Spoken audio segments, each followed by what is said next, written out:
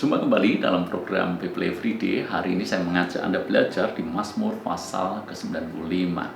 Kita akan berbicara tentang jemu atau bosan. Kenapa seseorang bosan? Banyak faktor penyebabnya. Tapi salah satunya adalah karena terjadinya hal yang sama terus-menerus. Terjadinya pengulangan terus-menerus. Misalnya, Anda sangat suka dengan yang namanya nasi goreng.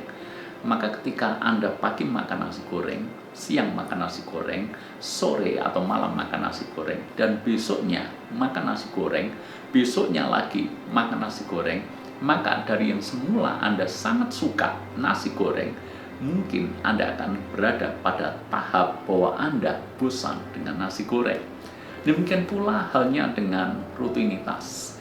Apapun yang kita sukai, tapi kalau kita lakukan terus-menerus setiap hari dalam frekuensi yang sangat sering, berlebihan, maka kita pun akan menjadi bosan. Kita suka dengan pakaian tertentu, kita mengenakan pakaian yang sama terus, kita pun bosan. Kita melihat film pertama yang kita lihat tentu akan membuat kita sangat penasaran, kita sangat tertarik, kita sangat suka. Tapi coba, film yang sama kita tonton lagi, sampai kita hafal akan ceritanya, maka kita pun akan sangat bosan dengan film itu. Komedi, atau Anda misalnya melihat tayangan stand up komedi, pertama kali Anda mendengar joke-joke yang dilontarkan, Anda akan tertawa. Tapi seandainya Anda mengulang lagi untuk menontonnya, saya yakin ketawa Anda berkurang hampir separuh. Untuk ketiga kalinya, ketawa Anda akan semakin sedikit. Dan kalau Anda menonton keempat kalinya, mungkin Anda tidak akan tertawa sama sekali. Kenapa? Pengulangan terus-menerus membuat Anda bosan. Di dalam Mazmur pasal ke-95 ini, ternyata Tuhan pun bisa bosan. Tuhan bisa jemu. Yuk kita baca di dalam ayat yang ke-10. 40 tahun aku jemu kepada angkatan itu, maka kataku, mereka suatu bangsa yang sesat hati, dan mereka tidak mengenal jalanku. Tentu yang dimaksud adalah bangsa Israel, umat kepunyaan Allah sendiri, bangsa yang ditebus, bangsa yang dibebaskan dari perbudakan Mesir dan dibawa menuju ke tanah perjanjian, tanah Kanaan, tanah yang berlimpah dengan berkat, penuh dengan susu dan madu.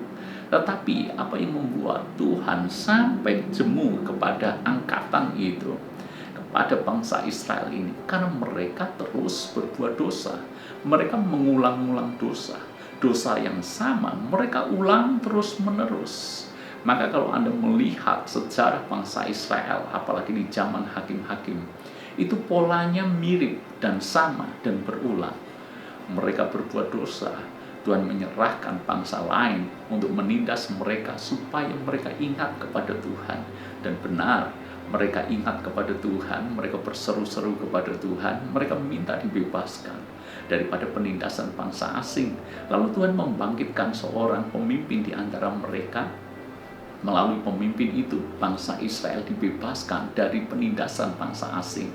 Dan bangsa Israel mengalami keadaan yang aman, sejahtera, dan diberkati. Tetapi ketika berada dalam keadaan yang aman, sejahtera, diberkati, mereka kembali melupakan Tuhan, berpaling daripada Tuhan, dan kembali menyembah berhala, menyembah ilah-ilah asing. Lalu kemudian Tuhan mengizinkan bangsa asing kembali menindas mereka. Mereka berseru kepada Tuhan, Tuhan membangkitkan pemimpin dari antara mereka, dan melalui pemimpin itu Tuhan melepaskan bangsa Israel daripada penindasan bangsa lain, sehingga mereka diberkati Tuhan. Dan yang terjadi, pola yang sama terulang. Itu terulang berkali-kali, seperti itu terus. Bahkan sampai pada zaman raja-raja setelah Daud, Salomo, raja-raja selanjutnya seringkali adalah raja-raja yang menyembah berhala dan tidak takut akan Tuhan. Maka tidak heran bahwa Tuhan berkata, ini bangsa yang keras, bangsa yang tegar tengkuk, bangsa yang sulit sekali untuk diajar. Begitu seringnya mereka berbuat dosa, mengulang-ulang hal yang sama, sampai-sampai Tuhan berkata, aku jemu kepada angkatan itu. Tetapi yang menarik adalah, Tuhan jemu tapi tidak pernah membuang. Tuhan jemu tapi tetap mengasihi.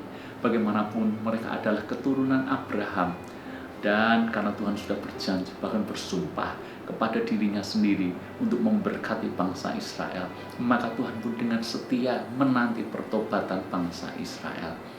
Lalu kemudian apa aplikasinya dalam hidup kita? Apakah itu berarti kita diberikan kebebasan untuk kita berbuat dosa karena Tuhan mengasihi kita, karena Tuhan tidak akan pernah membuang kita? Tentu saja tidak demikian.